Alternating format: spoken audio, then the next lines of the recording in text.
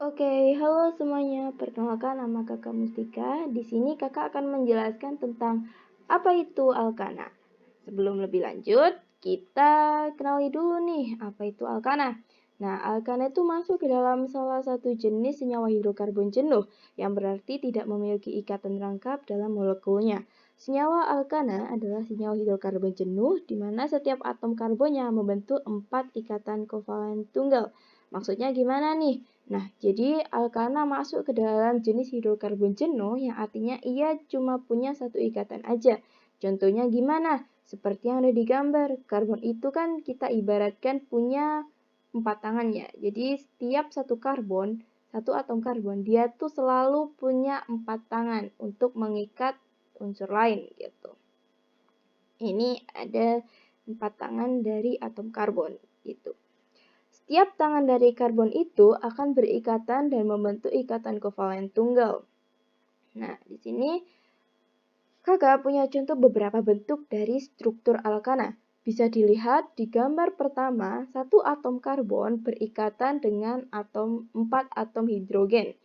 Di gambar kedua, 2 atom karbon, dia mengikat 6 atom hidrogen. Mereka pun saling berikatan dengan atom karbon yang satu dengan atom karbon yang kedua.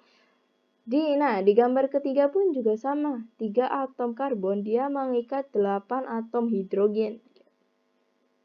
Kesimpulannya, setiap tangan dari atom karbon itu sendiri harus berikatan dengan atom yang lain. Sebenarnya untuk menentukan itu alkana atau bukan, kita bisa melihat dari ikatannya nih.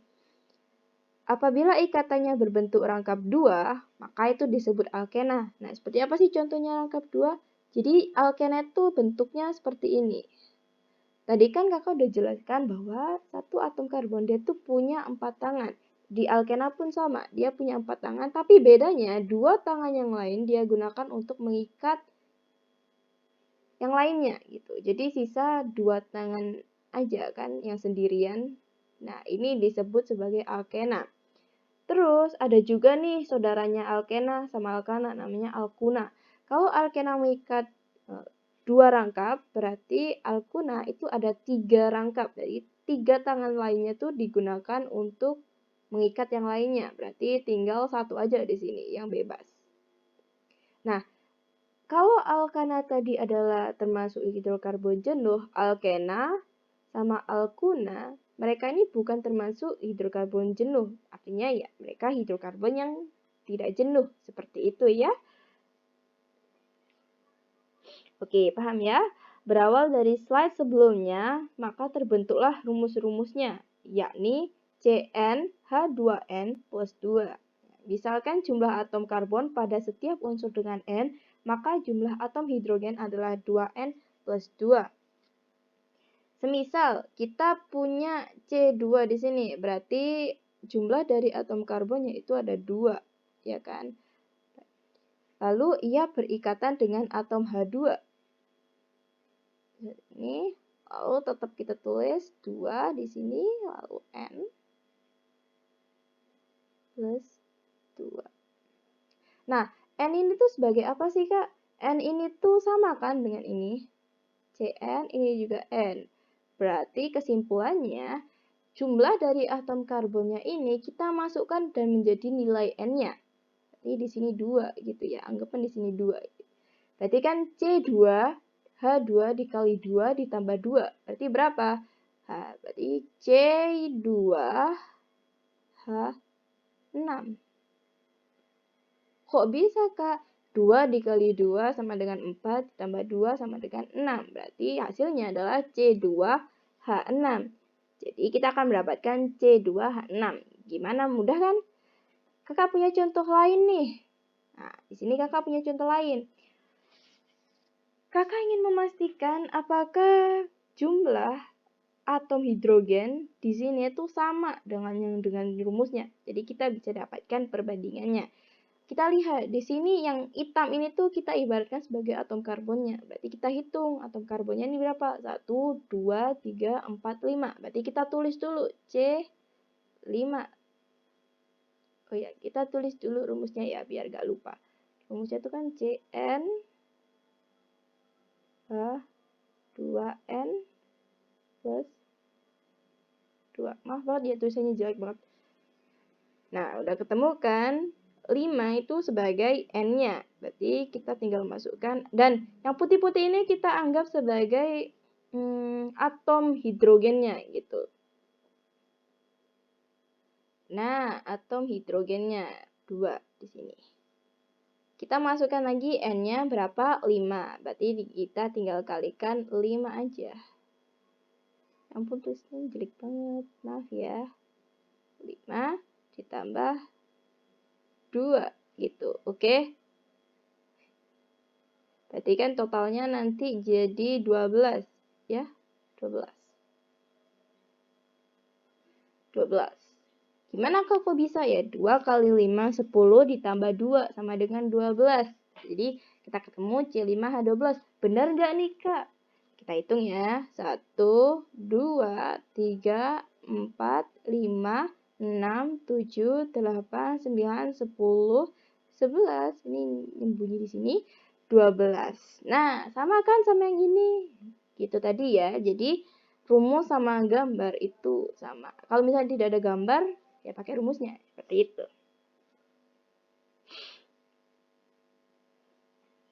Oke, dari sini paham ya. Fun fact-nya, setiap rangkaian alkana itu punya nama sendirinya loh. Nama senyawanya sendiri loh. Kita bisa menyebutkan sebagai deret homolog.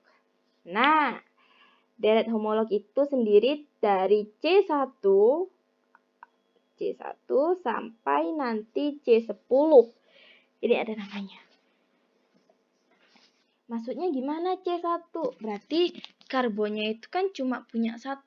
Bentar, kakak besarkan dulu ya. Biar kalian kelihatan. Aduh, besar banget. Oke, sini. Jadi kan deret homolog itu dimulai dari C1 sampai C10. Contohnya, jika kita menemukan senyawa hidrokarbon dengan awalan met, maka rangkaian utamanya memiliki 1 atom karbon. Yang mana? Yang ini. Atom karbonnya cuma 1, berarti dia namanya adalah met gitu. Begitupun untuk awalan eth, berarti 2 atom karbon dan seterusnya. Jadi kalau prop ini berarti 3, kalau but ini 4, pen itu 5, hek itu adalah 6. Hexa ya, hexa itu adalah 6 dan seterusnya. Seperti itu. Juga nama rantai utama senyawa hidrokarbon golongan alkana diberi akhiran ana. Nah, di sini adalah met. Akhirannya tuh ana. Kalau alkana berarti ana.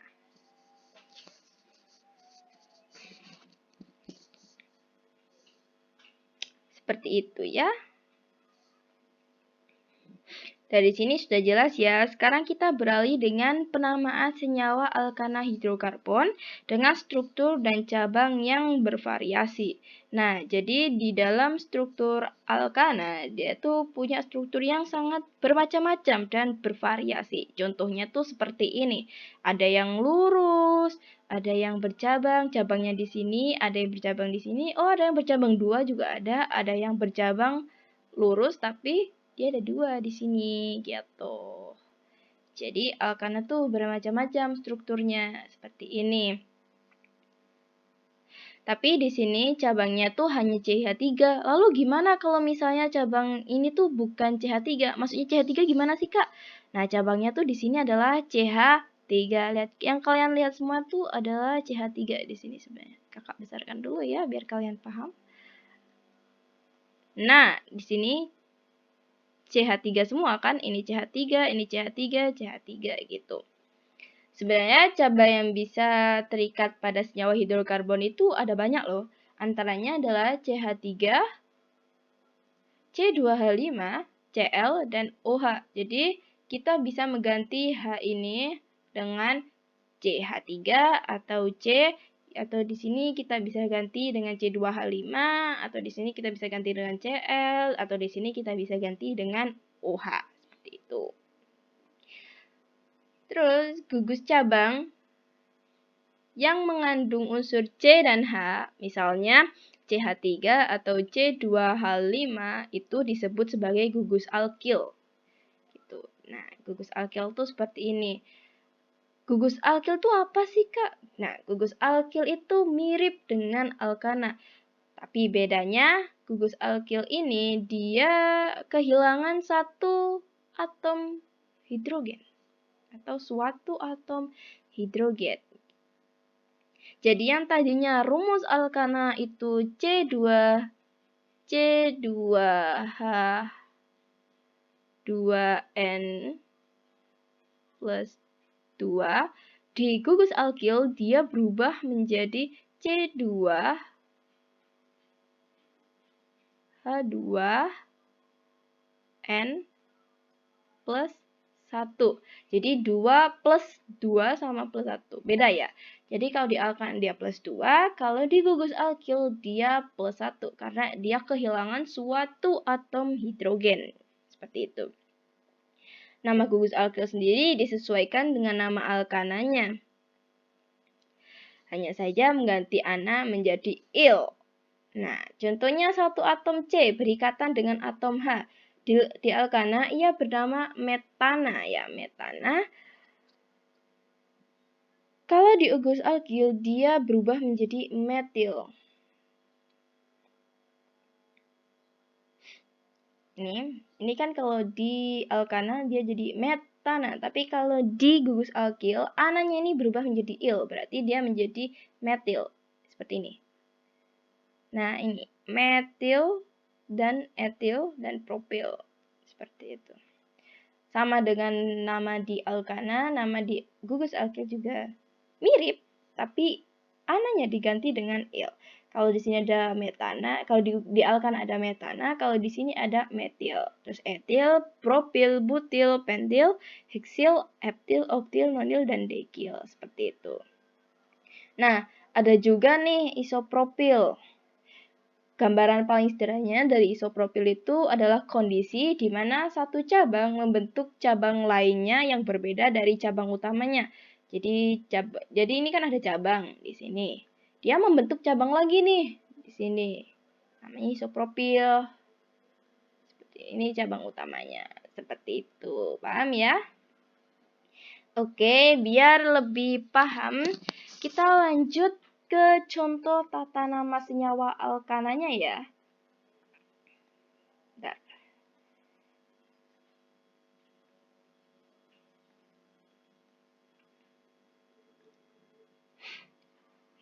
di syarat penamaan tata senyawa alkana itu pertama kita harus cari tahu dulu nama alkananya.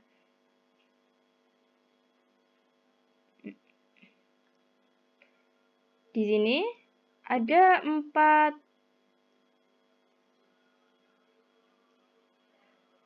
atom karbon. Kita flashback sedikit ke belakang. 4 atom karbon itu namanya apa? Namanya adalah butana karena 4 karbon ya. 4 karbon. Di sini ada 4 karbon. Berarti namanya adalah butana. Kita sudah kantongin namanya butana gitu. Terus yang kedua kita harus cari tahu dulu nomornya. Kita harus memberikan nomor pada cabang rantai utamanya. Jadi pemberian nomor ini pertama yang harus kalian tahu harus dimulai dari yang paling panjang.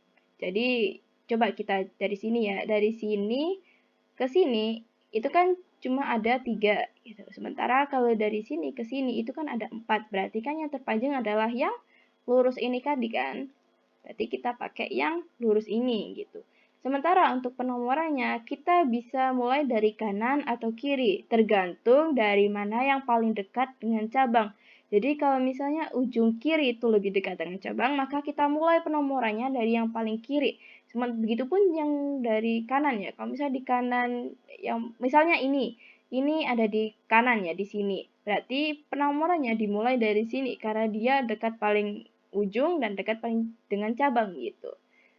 Jadi dari sini kita udah ketemu ya yang paling dekat dengan cabang itu yang mana. yang dari kiri. Ya, betul sekali. Jadi kita kasih nomor nih. 1, 2, 3, 4. Nah, dari sini. Sudah ketemu kan nomornya? Ini 2. Setelah itu kita cari tahu dulu nih nama-nama dari cabangnya itu sendiri. Nah, CH3 ini namanya apa? Digugus alkil. Kita cari tahu. Wah, ternyata CH3 itu namanya metil. Nah, di sini. Namanya adalah metil. Berarti udah ketemu CH3 ini namanya adalah metil gitu. Nah, untuk penamaannya sendiri, sekarang yang kita udah tahu kan nomor, lalu nama cabangnya, sama nama dari rantai utamanya. Maksudnya rantai utama yang mana? Yang butana tadi, yang ini loh. Yang ini. Nah, ini namanya rantai utamanya. Jadi penulisannya itu seperti ini. Bentar. Dimulai dari nomornya dulu. Berarti tadi cabangnya itu ada di nomor berapa? Ada di nomor 2 di sini. Cabangnya ada di nomor 2, berarti kita mulai dari 2. Harus diberi garis. Garisnya itu seperti ini. Garis. Lalu nama dari cabangnya, metil.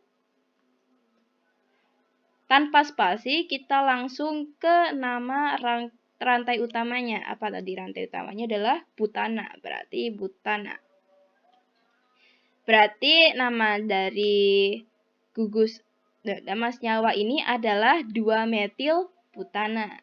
Nah, seperti itu. Oke. Kakak juga punya perbandingan nih di sini. Tapi kakak pakai yang tadi, tapi sekarang kakak tambahin lagi biar kalian makin tahu perbandingannya tuh seperti apa. Oke?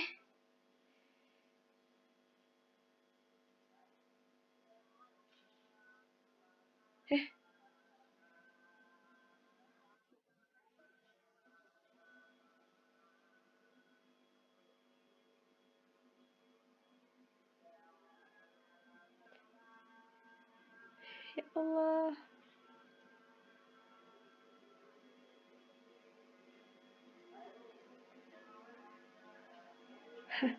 Sorry. Tadi ada sedikit kendala ya.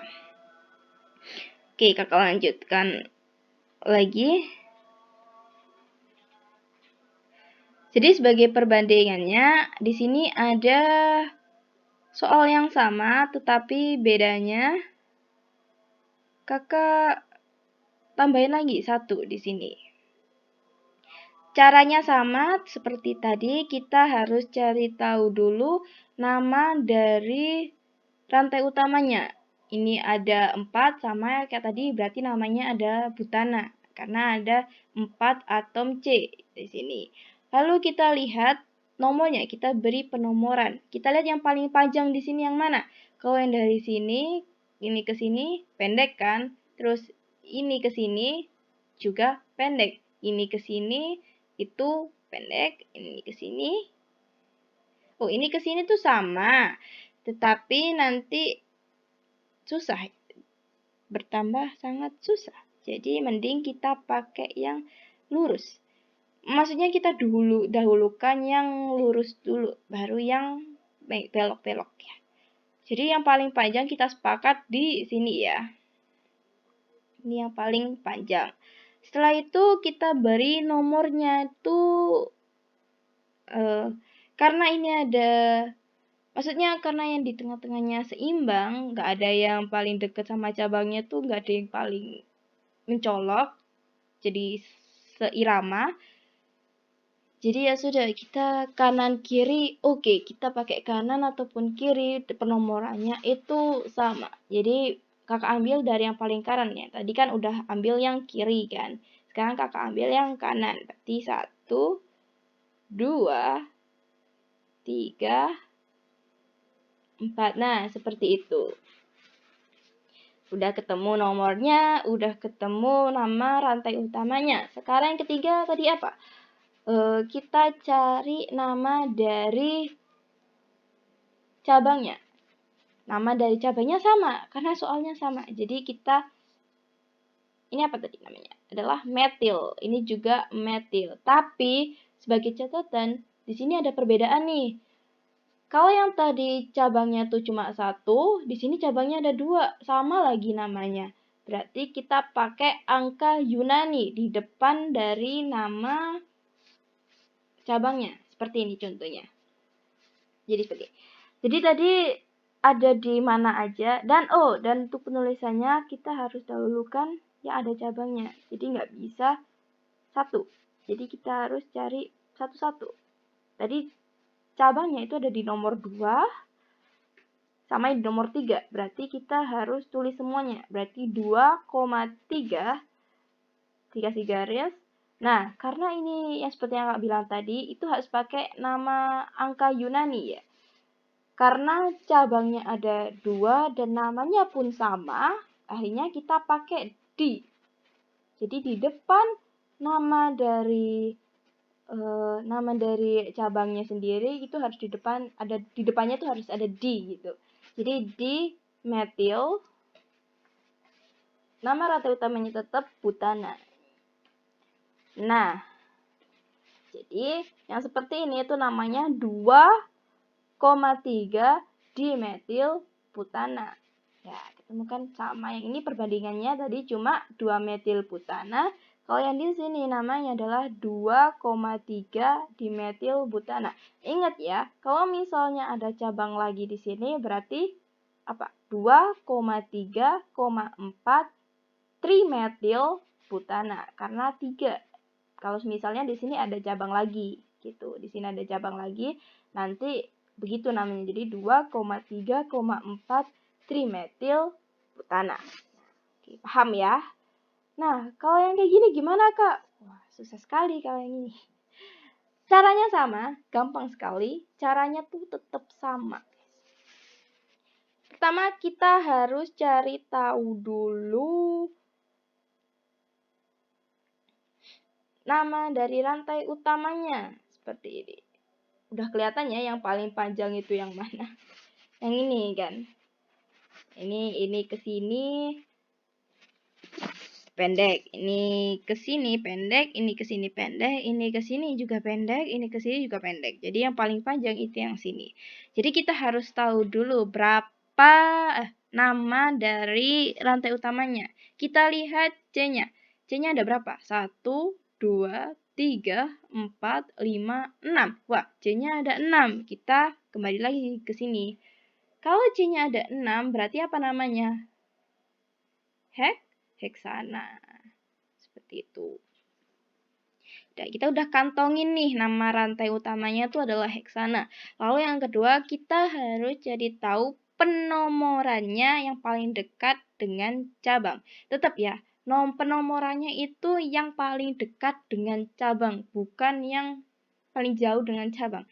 Jadi di sini udah kelihatan banget yang paling dekat dengan cabang ujungnya itu adalah dari kiri baru ke kanan gitu. Jadi kita cari di sini 1, 2, 3, 4, 5, 6. Nah, sudah jelas kan? 1, 2, 3, 4, 5, 6. Gitu. Ini hasilnya heksana. Gitu. Dari yang paling, kakak ingatkan sekali lagi, penomoran itu dimulai dari yang paling dekat dengan cabang ya adik-adik. Oke, terima kasih. Setelah nomor, kita lihat dulu namanya. Di sini ada CH3, CH3, CH3.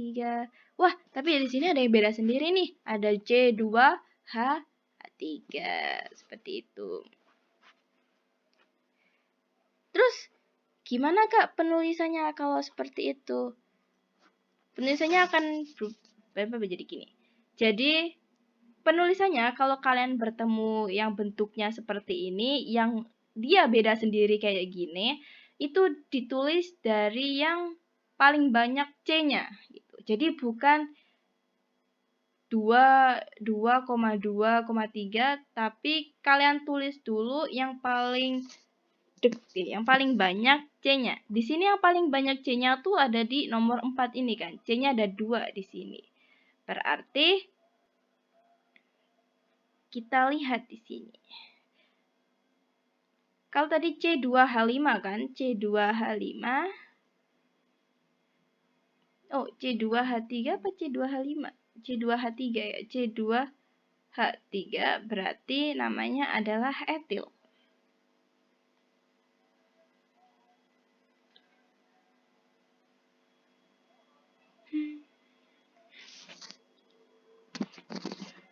Bentar. Kayaknya ada yang salah. Sebentar ya.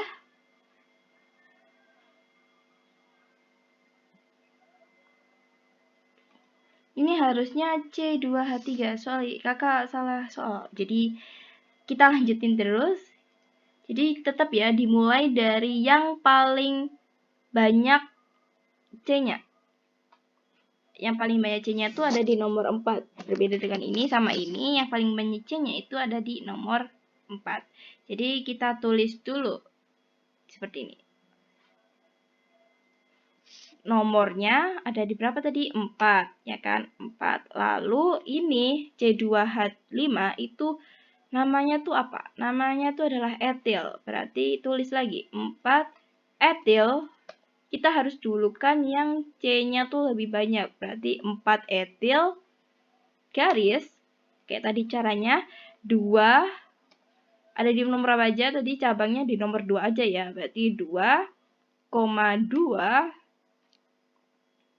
Tapi ada lagi nih di nomor 3, berarti tetap ditulis ya, 2,3. Habis itu kita lihat, ini kan CH3, CH3, CH3. Kita ulangi lagi ke angka Yunani. Kalau angka Yunani, kalau 3 itu apa? Tri, berarti 2,23 tri. Oh, bentar, salah. Tri metil heksana. Karena tadi rantai utamanya itu adalah 6. Berarti dalam penulisan alkana, heksana itu rantai C-nya tuh ada 6, berarti dia heksana. Oke, seperti itu.